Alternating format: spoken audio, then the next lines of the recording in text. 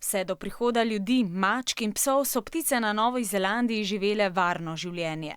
Sedaj pa so mačke iztrebile že 9 avtohtonih vrst ptic, močno pa so zmanjšale tudi število nekaterih drugih ogroženih živalskih vrst. Zato novozelandski podjetnik Gareth Morgan na svoji spletni strani lastnike mačk poziva k usmrtitvi hišnih ljubljenčkov, predlaga, naj bo to njihova zadnja mačka in naj v svoj dom ne sprejemajo več potepuških.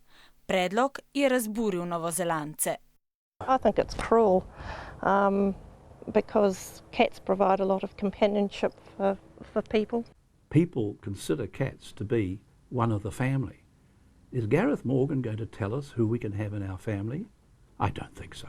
Nekateri okoljevarstveniki pa se s predlogom strinjajo, da bi zaščitili kivije, ki jim grozi izumrtje. Kivi je endemit, edinstvena novozelandska ptica, ki jo najdemo le v tem predelu sveta, ker mačke napadajo njihova jajca, pa jih je vedno manj. Toda ptice bi lahko zaščitili tudi z manj krutim posegom. Združenje za zaščito ptic predlaga, naj hišnim ljubljenčkom okoli vratu lastniki obesijo zvončke. Raziskave so namreč pokazale, da bi s tem ukrepom število umorjenih ptic prepolovili.